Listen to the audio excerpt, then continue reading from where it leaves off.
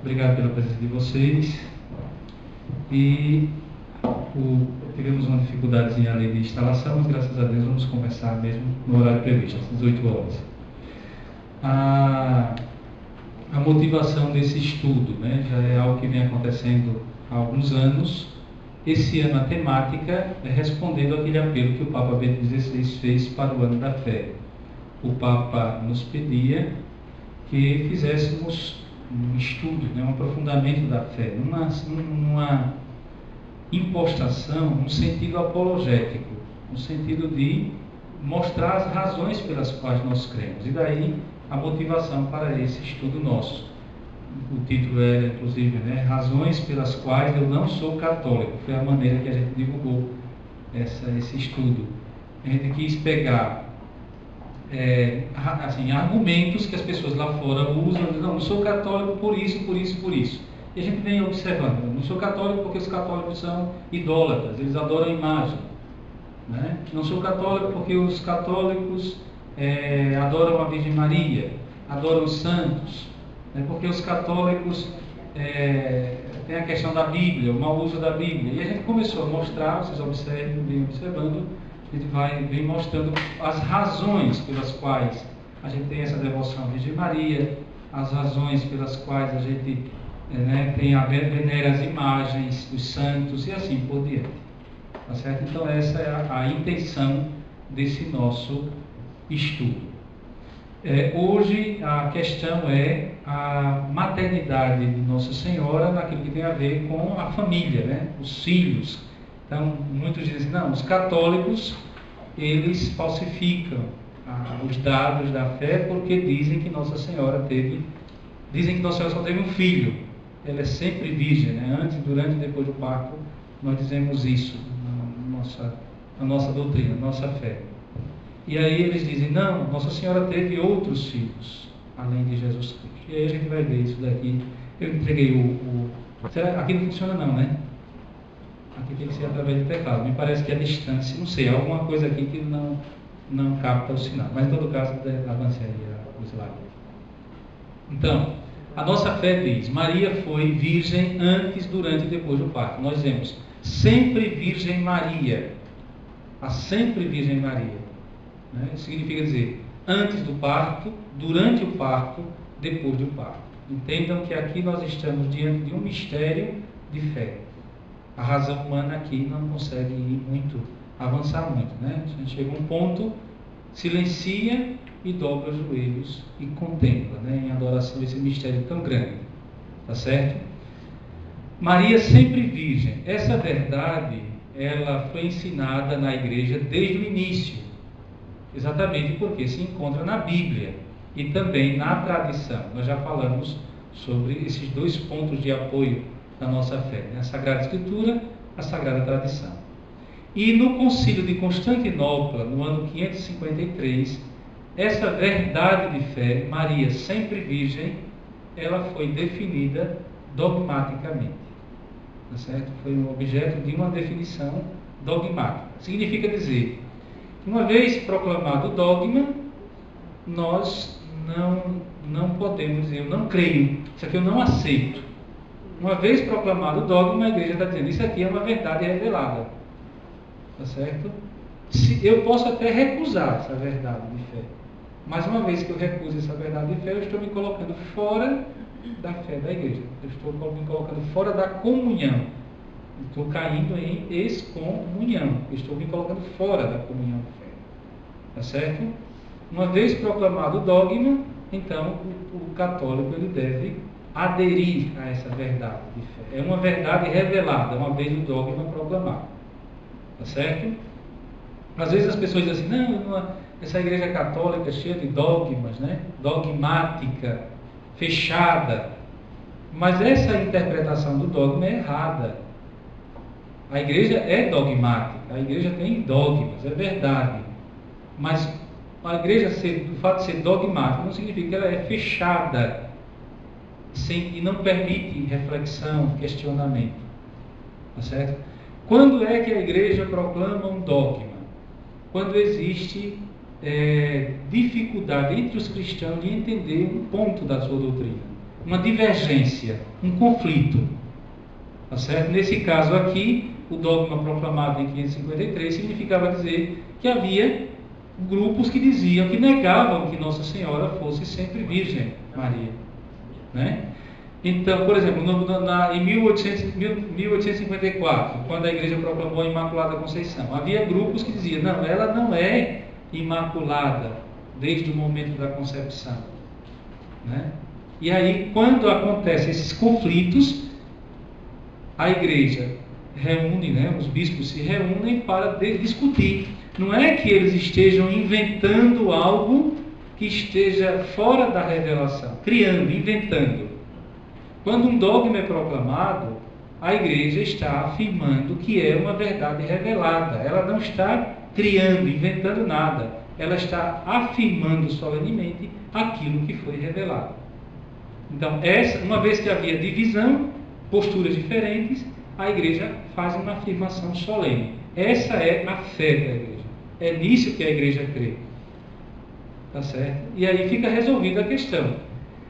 Quando ela proclama o dogma, então ela está afirmando a verdade, mas não toda a verdade. Ela alcançou uma visão clara da verdade, mas não toda a visão daquele ponto, daquela verdade.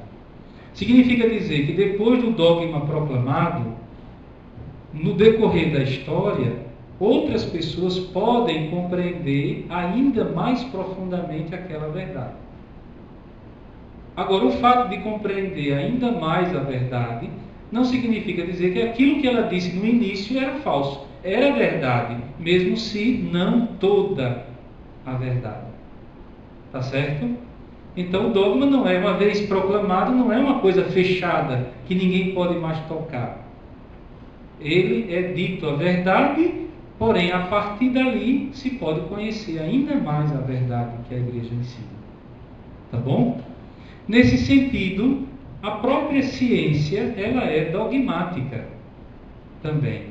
A ciência. Porque, por exemplo, quem faz matemática, né? O primeiro ano na universidade é exatamente para conhecer os princípios daquela ciência. E depois, os anos seguintes, o cientista vai avançar no conhecimento, porém respeitando aqueles princípios. Ele pode inventar outra coisa diferente. Por exemplo, ele pode dizer que 2 mais 2 é 5. Quando é que 2 mais 2 é 5? Quando a conta está errada, né? Porque, segundo os princípios da matemática, 2 mais 2 será sempre 4.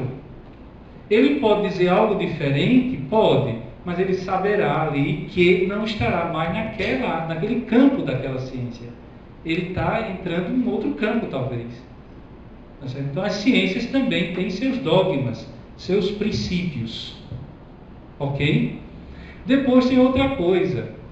Quando a Igreja proclama um dogma, ela alcançou um nível do conhecimento da verdade tão alto que às vezes é até difícil de superar aquilo que foi afirmado, de conhecer mais. Né? E isso acontece também em outras áreas do conhecimento. Na pintura, por exemplo, na escultura, na música. Quem até hoje superou, por exemplo, Mozart? Né? Nós temos compositores hoje, mas não chegam aos pés de um Mozart. Veja que foi lá no passado, que às vezes a pessoa diz, não, mas os dogmas são coisas que foram ditas no passado. Hoje a gente tem que inventar, criar coisa nova. Sim, mas observe que também em outros setores do conhecimento se chegou a um nível tão alto, como por exemplo na música, eu citei Mozart, que depois, quem pode superar? Né? A genialidade que ele alcançou. Assim também na teologia, a Igreja chega a certas afirmações que depois ir além e dizer algo mais daquilo que já foi dito, às vezes é muito difícil, porque a contemplação da verdade que a Igreja alcançou. Tá certo? E ali a Igreja não está dizendo nada de novo, não está inventando. Quando ela proclama um dogma, ela está afirmando aquilo que já foi revelado, que é uma verdade revelada. E, portanto, quem não aceitar está se colocando fora da comunhão de fé da igreja, porque a igreja crê nisso. Tá certo? Ela coloca as colunas, né? A base, o fundamento. Tá bom? Pois bem, então lá em 553 foi proclamado, né, o dogma sobre a virgindade de Maria. Maria é a criatura mais perfeita, mais pura, mais sublime, porque Jesus escolheu sua mãe antes de nascer, né? É claro que a escolheu perfeita, santa e imaculada. Vejam só, se nós tivéssemos a possibilidade de escolher a mãe, né, da qual nasceríamos, escolheríamos a pessoa mais perfeita. Nenhum de nós teve essa possibilidade. Jesus Cristo teve, por isso escolheu aquela mais perfeita. Há muitos que não gostam dessas verdades lindas e por isso procuram por todos os meios depreciar, rebaixar a figura da Virgem Maria, mas não conseguem. O gesto de Jesus é sublime demais em escolher uma mãe sublime. Afinal, ele de fato merecia, é o Filho de Deus, merecia nascer daquela exemplar da humanidade mais perfeita, né? Avante. Então, a igreja ensina que Maria foi virgem antes, durante e depois do parto, né? Inclusive tem aquela devoção de Santo Antônio de Santana Galvão, né? Naquele papelzinho, as famosas pílulas de Santo Antônio de Santana Galvão, está escrito exatamente isso, né? Bem-aventurada és tu, Virgem Maria, que permanecestes virgem depois do parto, né? É uma expressão mais ou menos assim, uma afirmação mais ou menos desse modo. O protestantismo, logicamente, diz: Maria, depois de Jesus, teve outros filhos, né? Não teve somente Jesus. Vamos adiante. Maria teve um só filho, Jesus Cristo. Os que dizem que Maria teve outros filhos se baseiam nas palavras do Evangelho de Marcos, capítulo 6, versículo 3, também Lucas 8, 19, que diz assim: por acaso ele não é o carpinteiro, filho de Maria, o irmão de Tiago, de José, de Judas e de Simão? Então se refere a esses personagens, Tiago, José, Judas e Simão, como irmãos de Jesus. Tá certo? A explicação para isso: a palavra irmão aqui tem o significado de primo ou de parente próximo, pois a língua hebraica não possuía a palavra primo. No lugar de primo ou parente próximo, usa-se sempre a palavra irmão. Então aquilo que era parente próximo era chamado de irmão, certo? Porque eles não tinham uma outra expressão para essa palavra primo. Ainda hoje, nas línguas modernas, nós encontramos esses problemas. O italiano, por exemplo, ele tem, veja que é uma língua moderna, uma língua viva, né, falada ainda hoje, e para se referir a neto ou sobrinho, o italiano só usa uma palavra: nipote. Nipote. Então eu posso me referir a um sobrinho ou a um neto com essa mesma palavra, nipote. E você vai entender se é sobrinho ou se é neto dentro do contexto, conhecendo a pessoa, né? Veja só, imaginemos que alguém aqui tenha um parente, ou um amigo lá em São Paulo, e escreve um bilhetinho para ele, escreve no bilhetinho: fulano, meu irmão querido, e coloca lá a mensagem, no final coloca seu irmão, tá? Mas é um amigo, que a gente se refere com essa expressão irmão. E aquela pessoa leu o bilhete, o cartão, e depois colocou dentro de um livro, e aquele livro ficou lá na estante 50, 70 anos, e depois alguém pega aquele livro, abre e vê a pessoa daqui se referindo a um amigo lá de São Paulo, dizendo: fulano, meu irmão. O que aquela pessoa pode pensar, se não conhece nem a mim nem a outra pessoa? Que eu sou o irmão daquela pessoa, né? Então tem que entender o contexto para poder saber de fato se é irmão ou não. Avante. Quem eram Tiago, José, Judas e Simão? A explicação: a mãe de Jesus tinha uma prima ou parente que se chamava também Maria, casada com Cleófas. Na Bíblia nós lemos: perto da cruz de Jesus permanecia de pé sua irmã, a irmã de sua mãe, Maria, mulher de Cleofas. Certo? Tiago e José eram filhos de Cleofas, com a parentela de Nossa Senhora, que se chamava Maria. De fato, lemos. Entre elas se achavam Maria Madalena e Maria, a mãe de Tiago e José. Mateus 27, 56. Portanto, Judas era irmão de Tiago. E nós lemos Judas, irmão de Tiago, nesses textos aqui. Logicamente, todos eles eram primos de Jesus, ou parentes próximos, como também Simão, pelo mesmo motivo. Avante. Há muitos exemplos na Bíblia em que os parentes próximos são chamados de irmãos. Então, lá no livro do Gênesis, disse Abraão a Ló: peço-te que não haja rixas, pois somos irmãos. E Abraão não era irmão de Ló, era apenas irmão. Abraão não era irmão de Ló, mas tio. Depois, 1 Crônicas 23. Eleazar morreu e não teve filhos, mas filhas. E estas se casaram com os filhos de Cis, seus irmãos. As filhas de Eleazar eram primas dos filhos de Cis. Certo? Lá no livro na primeira carta aos Coríntios, se não me engano, capítulo 15, quando São Paulo diz: Jesus Cristo ressuscitado apareceu a Cefas, aos 12, né? E depois ele diz: há mais de 500 irmãos de uma só vez. Veja que família tão grande. 500 irmãos, né? E ali, veja que São Paulo está usando a palavra irmãos, não no sentido de parentela biológica, mas no sentido de espiritual. Irmãos no sentido espiritual. Há mais de 500 irmãos, de irmãos na fé. Tá certo? Então, se você pegar um texto bíblico literalmente, como aqueles que não são católicos pegam esses textos que a gente usou para dizer que eram irmãos de sangue de Jesus, você pode dizer aquele texto lá de São Paulo, na 1 Coríntios 15, mas espera aí, uma família de 500 irmãos? Mas ele está dizendo lá literalmente, apareceu a mais de 500 irmãos de uma só vez. Ok? Ok. Então, João 19, a partir daquele momento o discípulo a levou para casa, lá no Calvário. Né? Jesus do Calvário entregou sua mãe a João Evangelista. Ora, se Maria tivesse tido outros filhos, seria ficado com, né, os filhos dela, irmãos de Jesus, irmãos biológicos. Na hora em que Jesus faleceu, sendo o único filho, São José já tinha falecido, então ela é entregue a um discípulo, é confiada a um discípulo.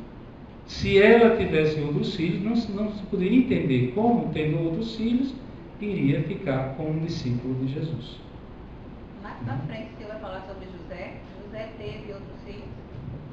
Olha, há uma tradição na igreja que diz que esses irmãos que são citados aqui seriam filhos de José de um outro casamento. Então seriam meio-irmãos de Jesus. Tá certo? Há uma tradição na igreja que diz isso.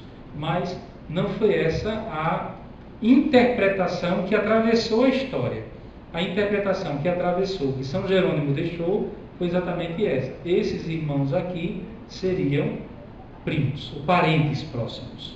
Mesmo se há uma outra tradição antiga que diz que José vinha de um outro casamento, era viúvo quando se uniu em matrimônio a Maria. Tá certo? Não temos aqui como demonstrar. Vamos adiante. Então Maria deu à luz a seu filho primogênito. Essa palavra primogênito tem simplesmente valor legal para os judeus, pois todo primogênito devia ser apresentado ao templo para ser consagrado a Deus, segundo Êxodo 13:34. Há poucos anos foi descoberta uma inscrição no sepulcro do templo de Jesus, em que a falecida, uma certa Arsinoé, morreu ao dar à luz o seu primogênito. Avante. Conclusão. Todas as dificuldades estão elucidadas. Sim, Maria foi virgem antes, durante e depois do parto. O anjo diz, né? O Senhor mesmo vos dará um sinal. Eis a virgem que concebe e dá à luz um filho, ao qual dará o nome de Emanuel. Maria foi profetizada, foi escolhida, foi predestinada. É a criatura mais perfeita da nossa raça humana, porque é a mãe de Jesus, a toda pura. Ela, Maria, nos ensina que a virgindade é uma entrega exclusiva a Jesus Cristo em que a fé, a pobreza e a obediência ao Senhor se tornam fecundas pela ação do Espírito. É o documento de Puebla. Agora vamos pegar ainda um outro texto, que eu não me recordo agora com precisão qual é o capítulo, né? Se eu não me engano é Mateus, que diz assim: José não a conheceu até que, não sei se vocês lembram desse texto, no Evangelho de Mateus, né? José não conheceu Maria até que ela deu à luz o seu primogênito. E dá a impressão de que essa palavra conhecer, esse verbo nas Sagradas Escrituras, se refere à cópula, ao ato conjugal. Então o Mateus estaria dizendo: José não conheceu Maria, não teve contato sexual com ela, até que ela deu à luz a seu filho Jesus. Depois que ela deu à luz ao seu primogênito, ele teve uma vida conjugal como qualquer outro casal com ela. Tá certo? Essa expressão até que teria sido interpretada aqui como ruptura, né? Até o nascimento de Jesus não houve contato sexual. Depois do nascimento de Jesus, teria havido contato sexual. Essa expressão, essa interpretação, ela não é correta. Porque essa expressão grega, até que, no português é traduzido, né, por até que, no grego essa expressão não significa necessariamente ruptura. Se vocês pegarem um salmo, agora também não me recordo qual é o salmo, mas vocês vão lembrar que ele diz: diz o Senhor ao meu Senhor, assenta-te ao lado meu direito, até que eu ponha os teus inimigos debaixo dos teus pés. Não diz o salmo assim? Esse salmo é interpretado como se o Pai estivesse dizendo a Jesus Cristo, o Filho: você vai sentar ao meu lado direito até que eu submeta todos os nossos inimigos, o mal.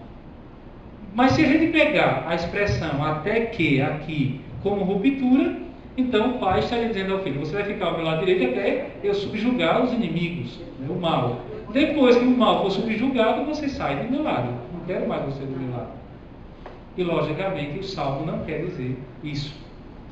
Não é verdade? Então a expressão até que na Sagrada Escritura não significa necessariamente ruptura. Tá bom? Então não se pode usar aquela expressão para dizer que depois do nascimento de Jesus, José teve contato sexual com Maria. Usam dessa expressão, de fato, né? Porque fica no texto literal. Depois, observando a natureza, a gente percebe alguns fenômenos curiosos, né? Por exemplo, o vidro. A luz do sol, a luz, ela passa pelo vidro e não quebra o vidro, né? O vidro permanece intacto. Depois, existe uma planta que o broto surge sem romper a casca da planta. Existe um outro texto bíblico no Antigo Testamento, eu não me recordo agora, se não me engano é Daniel, o livro de Daniel, que fala de uma pedra, uma estátua, que a cabeça era de ouro, depois, né, o peito de prata, e o metal vai sendo diminuído de valor, quando chega embaixo é ferro com terra misturado, essa estátua, né? Aí de repente o profeta diz: de repente uma pedra que estava no alto da montanha se soltou sem que ninguém empurrasse, desceu e destruiu aquela estátua. Tá certo? O profeta estava falando dos ídolos, dos impérios, né, da antiguidade. E essa pedra que se soltou do alto da montanha sem que ninguém tocasse, a tradição da igreja vê como um anúncio do mistério do nascimento de Jesus, né, virginal, sem o concurso de um varão humano. Tá certo? Então, na fé da igreja, Maria é sempre Virgem Maria, antes, durante e depois do parto. Claro, do ponto de vista da razão, nós não conseguimos entender, viu? E aqui, como eu dizia, a gente tem que se ajoelhar e adorar um mistério tão grande como esse. Tá certo? Porque tem essas coisas que ficaram no silêncio de Deus, o segredo. A ressurreição é um elemento desse e o nascimento de Jesus. Então, ela ficou no silêncio de Deus. Oi? Ela não foi tocada, né? Exatamente. Não foi tocada.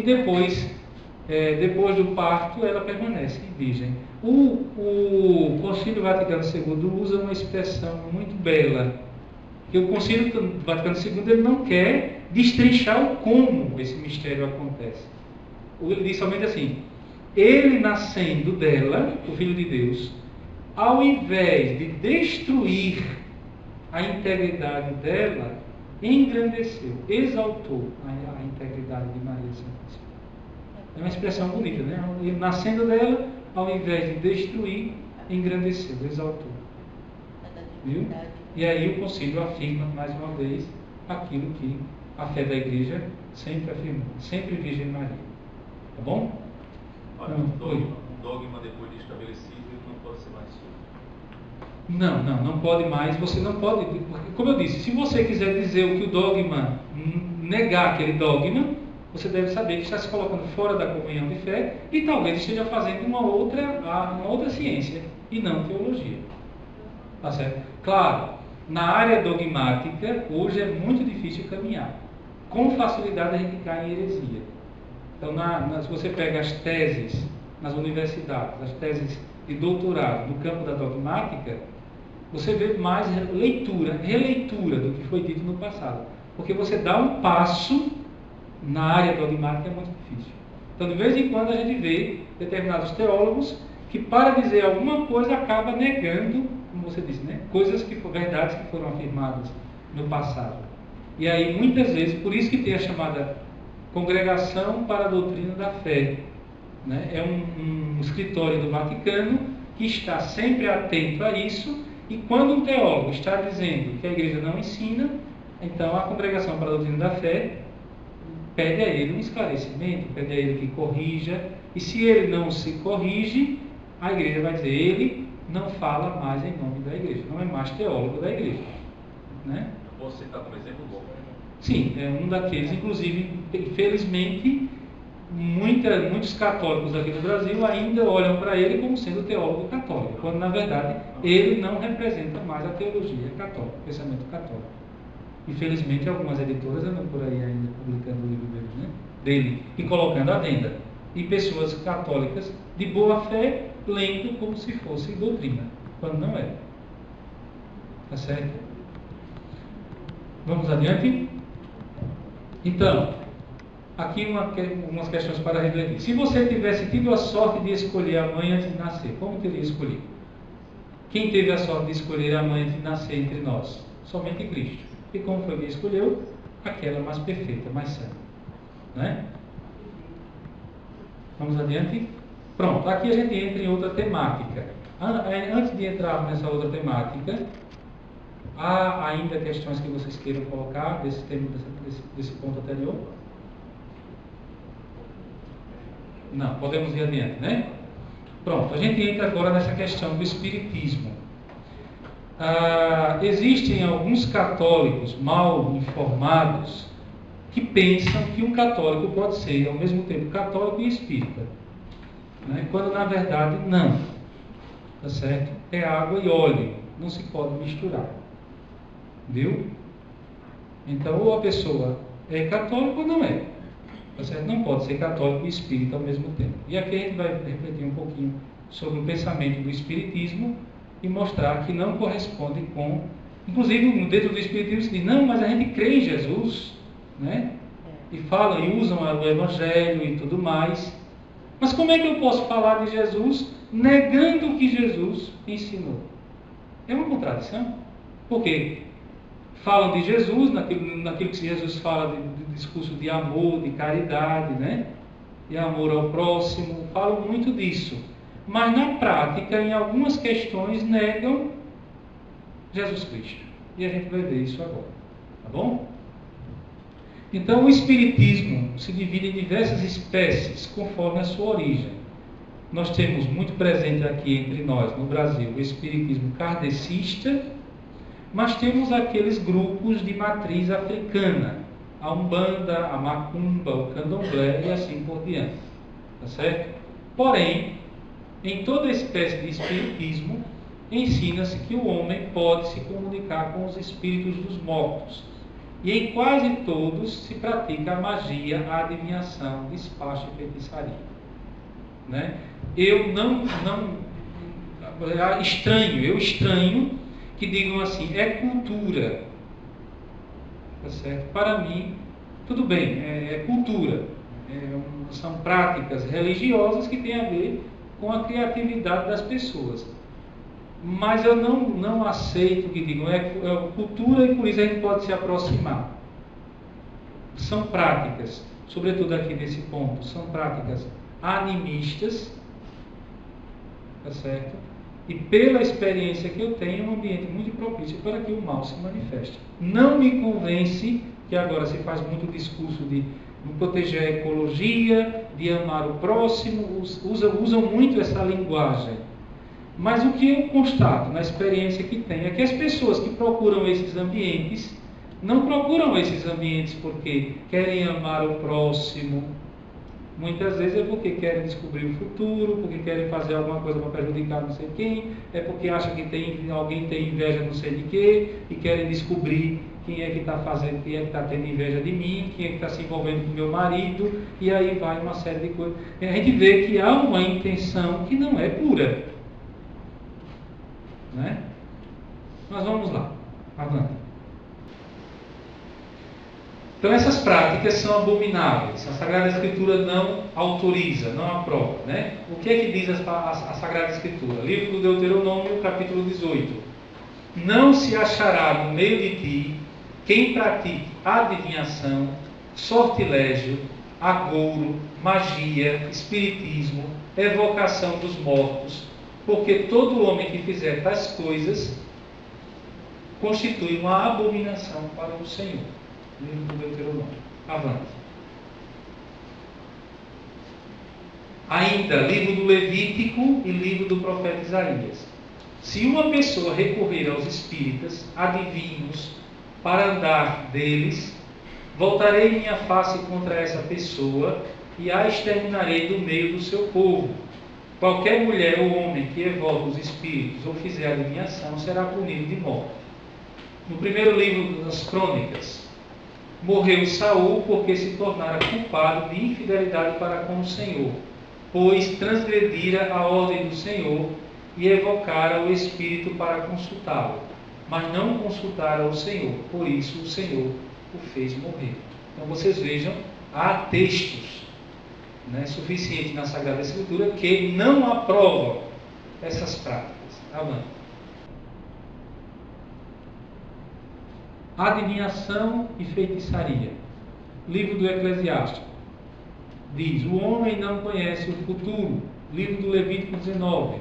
O Senhor falou a Moisés: não praticareis adivinhações nem sortilégios. Livro do Êxodo 22. Não deixarás viver nenhuma feiticeira. E ainda uma série de outras citações que aparecem aqui. Avante. Então, astrologia, horóscopo, feitiço, despacho, praga, etc., são todos formas de superstição que humilham a razão do ser humano. Agora vejam só, a astrologia não é a mesma coisa que a astronomia, tá certo?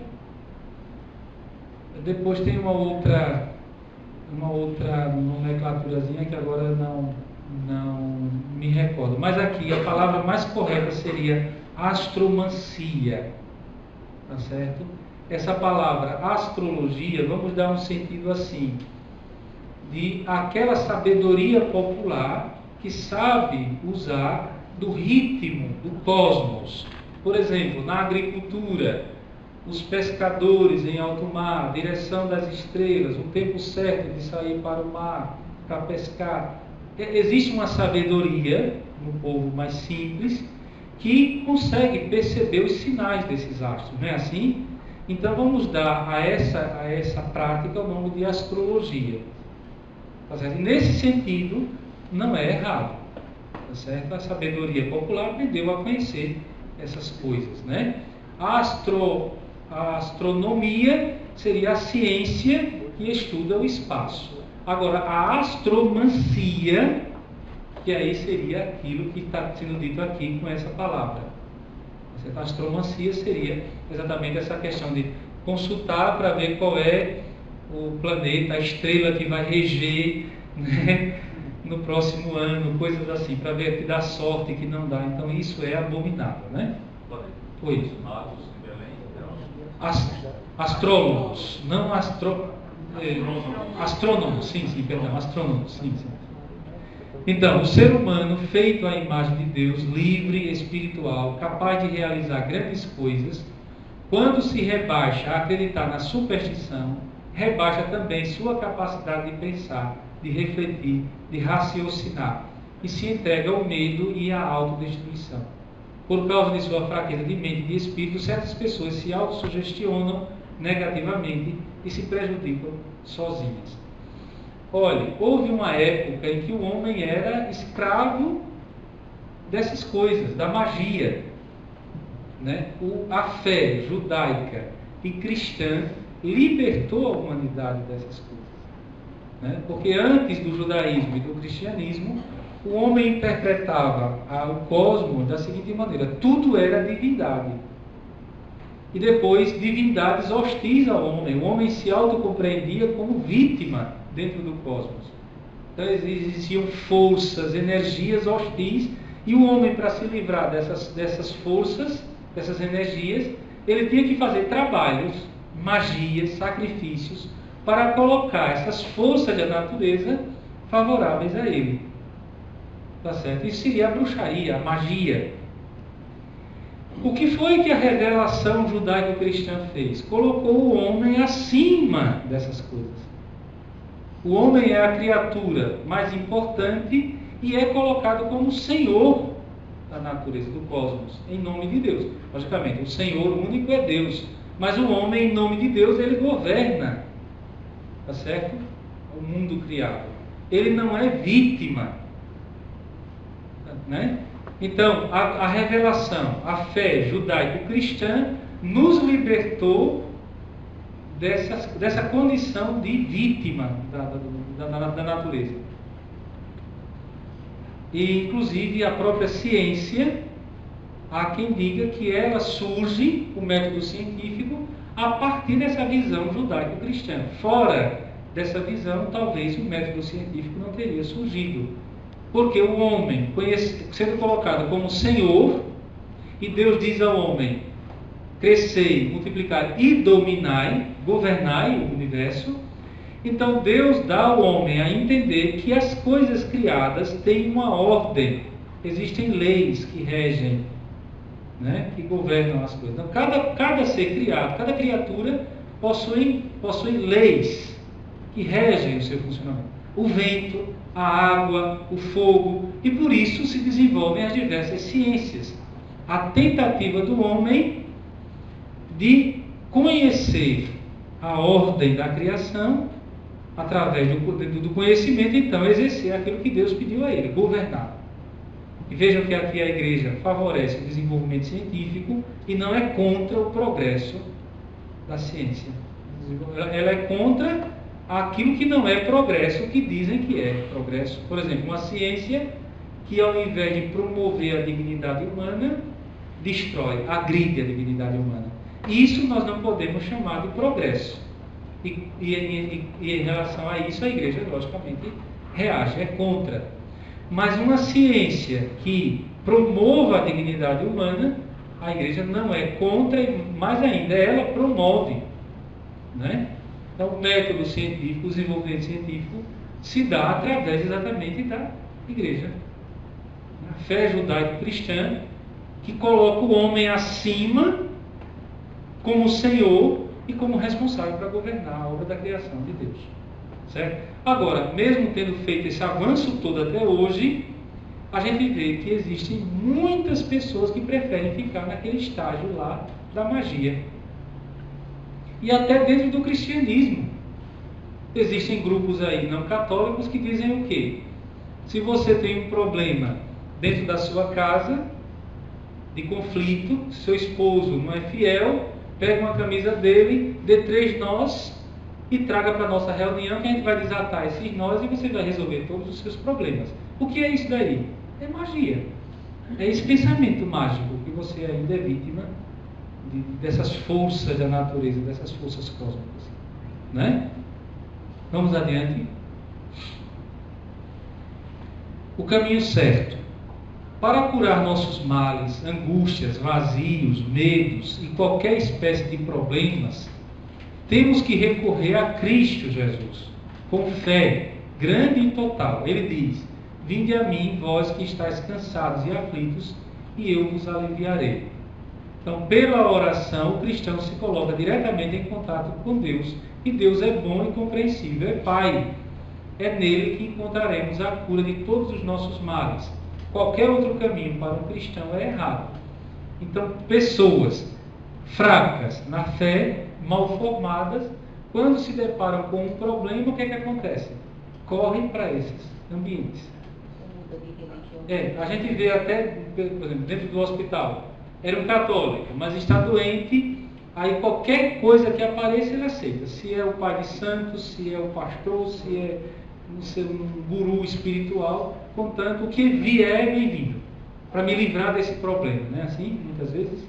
Ô padre, Oi. mas na realidade aqui existe muito católico assim mesmo, né? Sim. Porque o padre, outro dia, eu vi no homilia, ele falando a mesma coisa, que o Silvio não podia, Sim. ou é espírito ou é católico. Sim. E ele disse que foi para poder ter convidado pelos alunos para fazer uma pesquisa. Certo. E chegando lá, ele viu muitas fotos, muitas mulheres assim, Sim. e ele disse que ficou pasmo. Ele perguntou: quem são essas mulheres? Aí o dono dele disse: são minhas clientes. E ele disse que ficou assim, porque todo domingo aquelas mulheres estão comungando na igreja. Sim, sim. E na realidade a gente sabe que muitos católicos estão. Nesse tempo que eu tenho de sacerdócio, eu observo que eu sou muito procurado por pessoas que têm certas perturbações, tá certo? E quando eu vou observar, essas pessoas passaram por esses ambientes. Então, como eu disse, são práticas animísticas, primitivas, certo? E ali é muito favorável para que o mal, de fato, se manifeste. Viu? Pois bem, então é fraqueza para um cristão, no momento de dificuldade e provação, recorrer né? O que vier é bem-vindo e negar, você demonstrar que você não tem convicção mesmo de sua fé. Vamos adiante.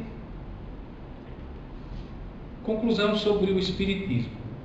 Palavras de um estudioso. O Espiritismo não pode ser levado mais a sério por ninguém, a não ser que o indivíduo queira passar por ignorante ou pior, queira agir de má fé para iludir os incautos.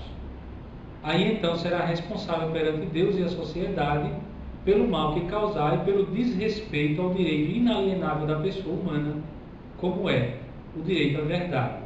Quem diz isso é Albino Arese, nesse livro, O Homem Total. Vocês não encontram mais em livrarias. Agora nas livrarias, nos alfarrábios, né? Livraria Sebo, vocês podem encontrar. É um livro que nós aconselhamos para aprofundar o conhecimento sobre essas questões supersticiosas. Bom, vamos adiante. Para refletir, o Espiritismo é paganismo. E nós podemos conciliar o paganismo com o cristianismo? Não. Quer dizer, o que dizer de um cristão que frequenta o Espiritismo? Não sabe quem é, não sabe quem ele é, né? Vamos adiante. Aí dentro do Espiritismo existe essa questão da reencarnação, né? A reencarnação é completamente contrária. Oi? Sim. Mas a igreja, ela reconhece que existe aquela situação mística. Sim. Como é que... Dê um exemplo aí, presidente. Por exemplo, porque tem situações que a pessoa... Eu não vou saber achar um exemplo para dar. Os santos. Certo. Os santos. A gente indo para os santos, a gente estudando a vida dos santos, teve santos que tiveram experiências. Você está querendo falar de fenômenos. É isso? Fenômenos. Que vão além da normalidade. Por que eu estou dizendo isso? Porque muitas vezes as pessoas, como o senhor diz, a pessoa desenvolve uma coisa e vai procurar esse negócio influenciado por esses fenômenos. Exatamente. Porque procura uma explicação e aí a explicação mais fácil que encontram é nesse ambiente, que é ver o fenômeno, procurar a causa, e nesse ambiente se diz que a causa é a presença de um espírito na vida daquela pessoa. A pessoa é um médium.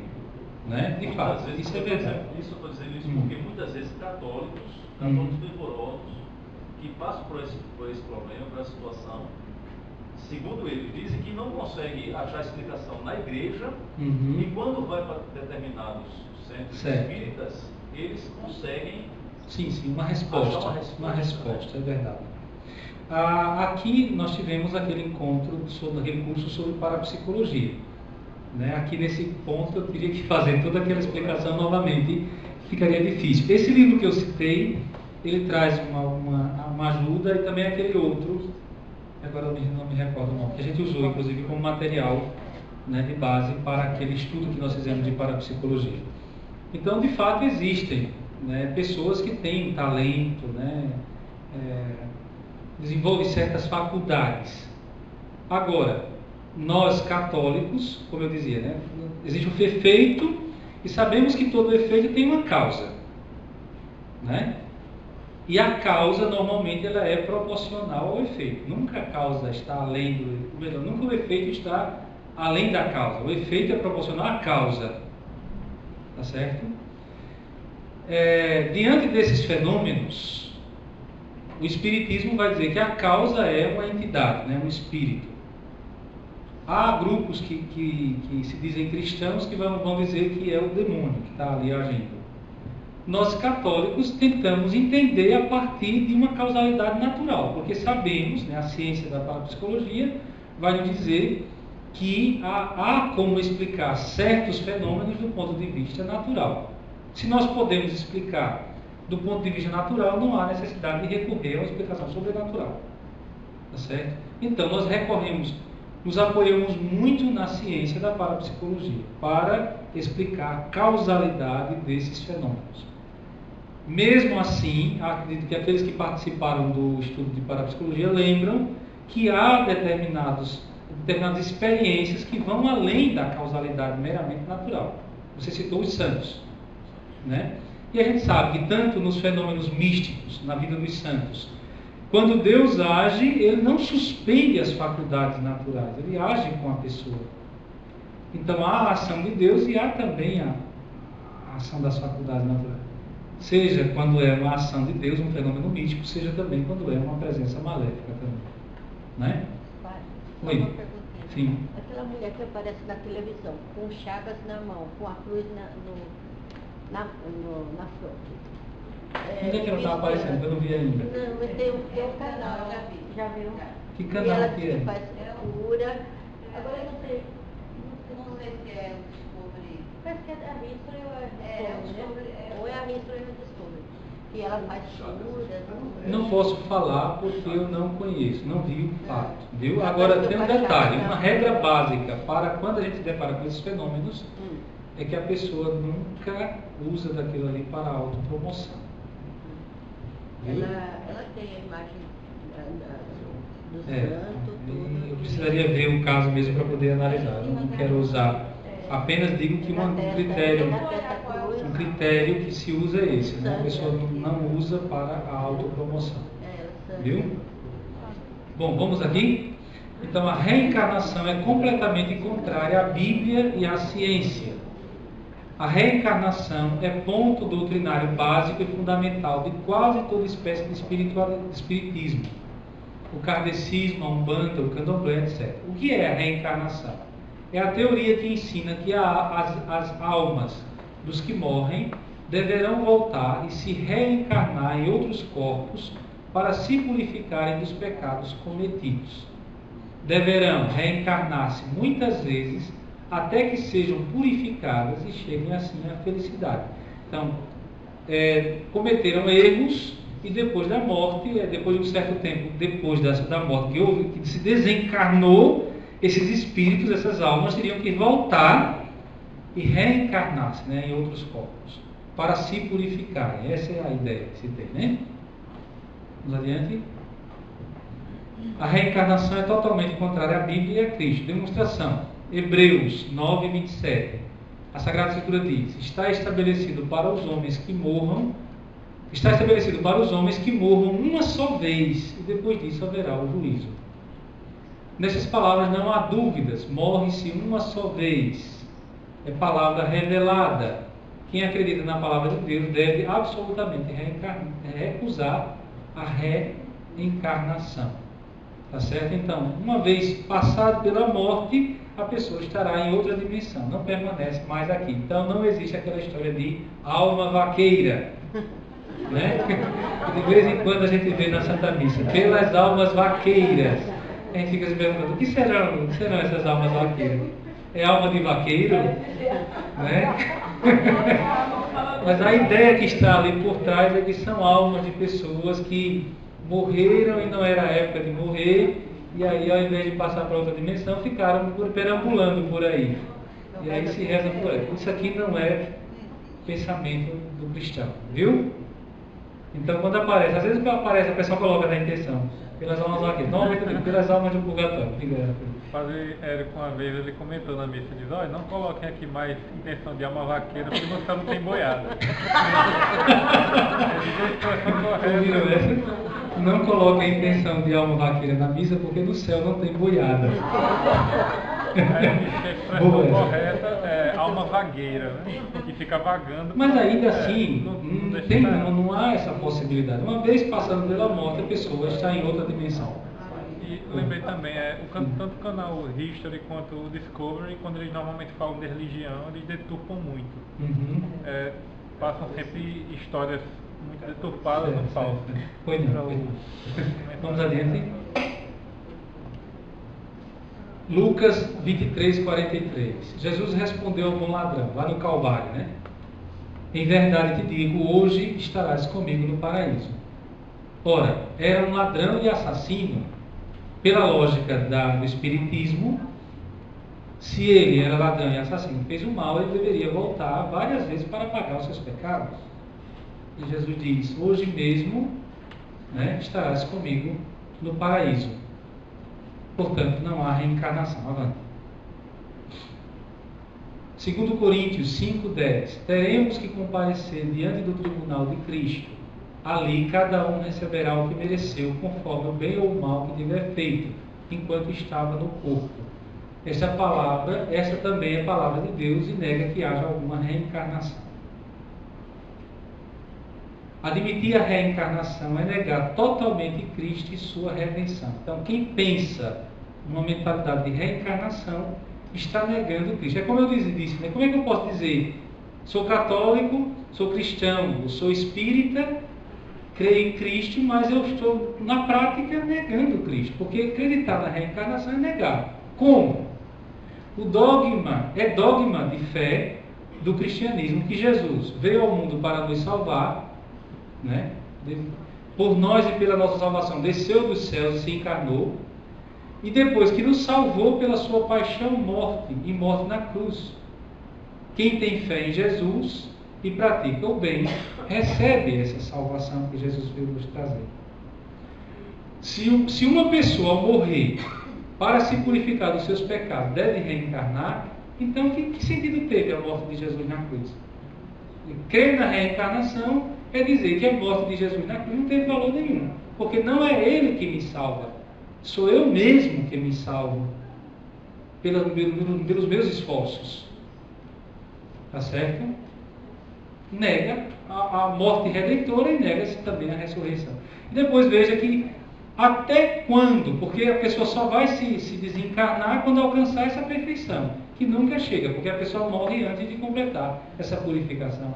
Então essa ideia de voltar, de reencarnar-se, é condenação eterna, não é? Não há uma esperança de salvação.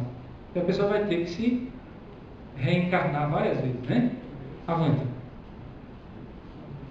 De que valeu a vinda de Jesus ao mundo? Segundo os espíritas, não valeu para nada. Porque não é Ele que me salva, sou eu que me redimo pelos meus próprios esforços. Jesus veio ao mundo para nos salvar. E a reencarnação é pura invenção daqueles que não conhecem Cristo. Quem acredita na reencarnação se torna inimigo de Cristo, pois nega toda a obra de amor e de redenção que Cristo realizou em nosso favor. Quem acredita na reencarnação não é cristão, é pagão. Oi. Eu estava fazendo fisioterapia Sim, pode falar. Na clínica, aí umas fisioterapeutas conversando, e Sim. eu percebi que era um espírito. Certo. E elas perguntaram, você é espírita? Eu disse, não, sou católica. Aí ela, como? Mas existe o espiritismo cristão. Aí eu disse, Mas agora a senhora percebeu que não dá para falar de um espiritismo cristão? Porque como é que eu posso dizer que eu creio nele, que eu sigo a pessoa dele, se eu na prática nego o que ele fez? Que sentido tem Cristo? Só um bom exemplo? Mas Cristo não é somente um bom exemplo. Ele é o Salvador, ele é o Redentor. Não é só um bom exemplo de humanidade. O valor de Cristo não é somente um valor moral, ético. Porque assim Cristo seria igual a um Buda, a um Maomé, a um Moisés, a qualquer outra pessoa bonitinha que fundou uma religião. Mas ele não é, o valor dele não é somente ético, moral, é redentor, é salvífico. Né? E aí a mentalidade espírita colocaria Cristo, o único valor que Cristo teria seria um bom exemplo de comportamento, de humanidade. Mas ele não é para nós somente um bom exemplo de comportamento, de humanidade, de amor ao próximo. Ele é o nosso Salvador, o Redentor. Né? Essa é a diferença. Oi? Quando a gente lá em casa era garota, né? Aí aparecia muito objeto no quintal. E nisso apareceu um budinha. A gente nem sabe o que é. Meu pai Aí colocou na porta de casa, virado para a parede, de Aí costa para a porta. a minha disse que tinha que botar no pires Sim. e botar em cima do... Na estante de costa para a porta. Não, aí a gente botava em cima da pilastra, Sim. em casa, né? Aí botava um pires, aí todo dia eu botava moeda. Mas Vá se confessar, viu? Quando eu era criança também. E não é? Tem muita gente que usa como se fosse um amuleto, como se fosse um amuleto. Mas colocava a moeda lá. Eu não acredito não, mas coloca a moeda. Olha aí. Mas lá em casa a maioria era tudo pagão, hein? A gente se bateu adulto, né? Aí depois essa fase aí foi comigo ver que existia o vivo Sim. através desse Exatamente. Sim. Bom, está explicado que você fazia isso antes de ser batizado. Pronto, se redimiu, viu? Vamos fixar, vamos Vamos adiante. O sangue de Jesus Cristo nos purifica de todo pecado. 1 João 1. Mais claro do que assim é impossível, né? Avante. Conclusão geral sobre o Espiritismo. O Espiritismo é uma grande contradição. De fato, os espíritas latinos, segundo Allan Kardec, acreditam e ensinam que a reencarnação é uma necessidade da vida espírita e que a reencarnação é revelada pelos espíritos. Acontece que os espíritas da Alemanha, Holanda, Inglaterra, Estados Unidos, quase todos negam a reencarnação. E negam porque os espíritos, quando baixam, disseram que não há reencarnação. Ora, um grupo diz que os espíritos afirmam que há reencarnação. Outro grupo diz que os próprios espíritos dizem que não há reencarnação. E agora, quem tem razão? Né? Além do mais, se diz também que essa ideia de reencarnação diz que a pessoa não se reencarnaria somente num outro corpo, mas também em animais, em plantas, né? E os espíritas da Inglaterra, por exemplo, rejeitam completamente a ideia de reencarnação, porque para eles seria inconcebível reencarnar-se, por exemplo, num negro, questão do preconceito, né? Reencarnar-se numa pessoa de cor negra, para eles seria inadmissível. Então é melhor negar a reencarnação. O espírito família, Né? O meu colega disse que usa espírito família, aquele que era bem abaixo dos outros. Pois é, Tem de tudo. tem de tudo, avante. Eu estou ferrado. Aqui como é purificar. Um famoso espírita, conhecido no mundo todo, no Congresso Internacional de Liege sobre o Espiritismo, disse: posso dizer que a reencarnação, tal como tem sido exposta até agora, não passa de teoria boba para crianças de escola primária. O nome dele está aqui. O que nos interessa agora é esclarecer bem as coisas, sobretudo para os cristãos, que às vezes são enganados pelas aparências dentro do espiritismo. Avante. Eles chegam a dizer, inclusive, que a ideia de espiritismo, de reencarnação, mostraria a misericórdia de Deus, né, que nos daria a chance de poder nos purificar, né, nos redimir do pecado, tá certo? Mas ali está negando a misericórdia de Deus, porque, como eu postei, reencarnação não dá esperança de salvação, é condenação, né? Num ciclo interminável de reencarnações. Depois aqueles episódios bíblicos, por exemplo, quando Jesus ressuscita Lázaro, né? Aquilo ali não é reencarnação, porque Lázaro voltou para o próprio corpo dele, o filho da viúva de Naim e todos aqueles episódios que aparecem lá nos evangelhos. Tá bom? Depois a gente vai pegar, inclusive, alguns textos bíblicos que eles usam para dizer que ali é a presença de espíritos. Viu? A gente vai pegar isso um pouco depois. O tempo já se fechou, aqui a gente iria entrar nessa questão. No curso de parapsicologia, nós falamos sobre essa questão aqui, as irmãs Fox. Não sei se vocês já viram alguma coisa sobre isso. A senhora fez o curso de parapsicologia, né? Porque esse espiritismo moderno, o espiritismo kardecista, ele tem origem com esse episódio aqui das irmãs Fox. Acho que dá em 5 minutos. Vamos avançar? Então vamos lá, para encerrar. Foi na noite de 31 de março de 1848, em Nova York, duas crianças, Margarete, de 8 anos e meio, e Cat, de 7 anos, filhas de um pastor protestante da família Fox, improvisaram uma brincadeira cujas consequências seriam imprevisíveis. Avante. A brincadeira consistia na emissão de estalos secos com a articulação do dedão dos pés, isso aqui, né? Só que com os pés. A brincadeira visava assustar a sobrinha. Elas estavam brincando à noite para assustar uma outra pessoa, uma outra criança, que era muito medrosa e dormia no mesmo quarto. Só que elas acabaram por envolver a própria mãe, que era muito supersticiosa, e acabou supondo que se tratava de a manifestação de alma do outro mundo. E isso foi motivo de festa para aquelas crianças naquela noite. Tá vendo? A mãe pediu como prova, ela acreditando que era uma alma penada, que lhe revelasse a idade das meninas. E ali se produziu de imediato estalos correspondentes à idade de cada uma das meninas, seguidos de breves intervalos. O que mais impressionou foi a revelação da idade de outra menina falecida aos 3 anos de idade. Então, repare, a mulher medrosa, supersticiosa. Então, me diga, se você é um espírito, me diga quantos anos tinha a fulana que morreu. Aí, as crianças, ela com medo, logicamente, quem tem medo à noite, às vezes fica difícil de interpretar certas coisas, né? A mãe, impressionada, pediu permissão para convidar os vizinhos. E ali foi a primeira sessão espírita moderna. Avante. As meninas ficaram com o problema de como revelar o segredo para a mãe. Tinham medo. Contaram para a irmã, mãe de Isabel, que proibiu as 3 de revelarem o segredo, ameaçando a elas. E depois ela convidou a vizinhança para uma sessão. E assim o fenômeno foi se desencadeando. Avante.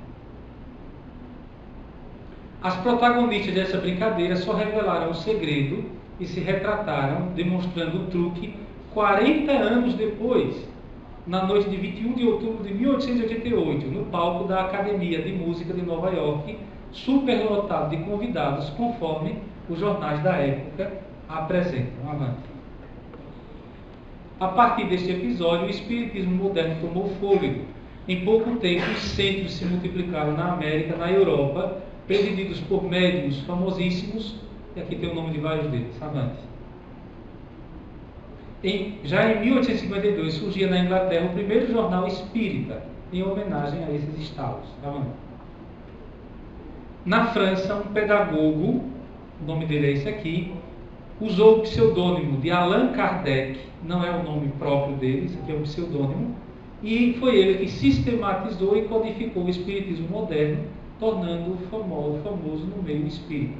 Morreu em 1869. Volte lá. Então, vocês veem... Oi? Alguns dizem por aí que são a reencarnação dele, né? Mas o espiritismo moderno, os kardecistas, surge desse fenômeno das irmãs Fox, que depois foi retratado. Só que a coisa já tinha caminhado de tal maneira que depois se misturou com pessoas que de fato tinham fenômenos paranormais, né?